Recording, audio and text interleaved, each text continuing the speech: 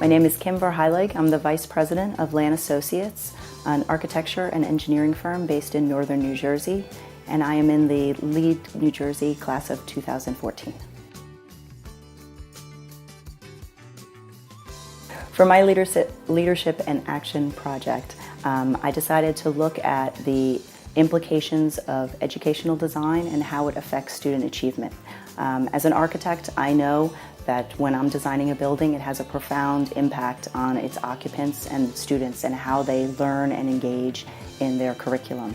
And so I looked at design holistically and how it impacts the achievement. I then looked at how design is implemented in inner city schools in New Jersey as well as the suburbs, and saw the disparity between what happens in our inner cities. From my paper, I then met with different legislators throughout the state to really talk about some of the changes that needs to take place in moving from designing through prototypical design models to a more holistic design approach.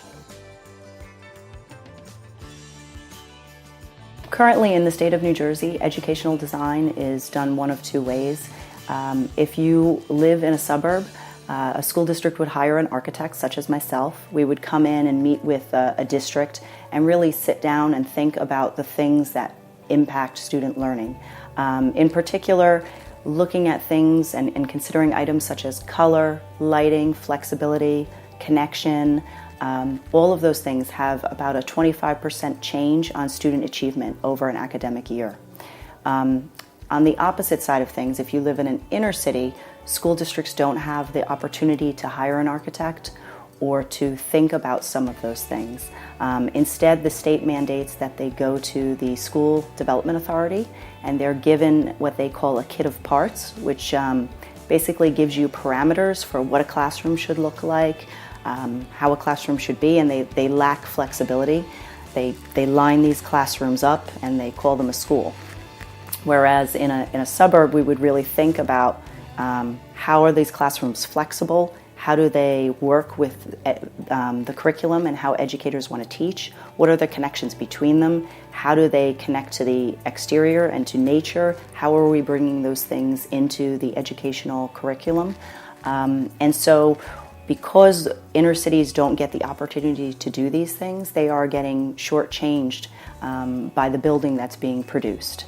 And I further went on in my white paper to really look at how this then translates to cost and timing, because of course the state will tell you that by using a kit of parts, a school can be produced faster and a school can be produced cheaper than what we do in the suburbs, when in fact that's not true.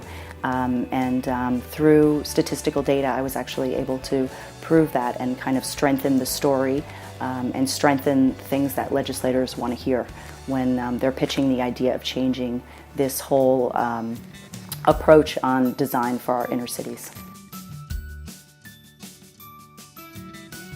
After I assembled my white paper, I really thought about how I could get out in front of people that could really make a positive change. I thought about what organizations do I want to have on my side that will help push this forward, because obviously if you look at the white paper, you think it's just one architect pitching because she's looking to get more work, as opposed to it having a broader impact on educational achievement. And so my first thought, I reached out to the American Institute of Architects, and their national board was very supportive of my paper. I reached out to NJEA, and the current president there has been extremely supportive in backing the paper. She had me also speak to the Healthy Schools Now network, which is a group of educators statewide. They also backed the paper.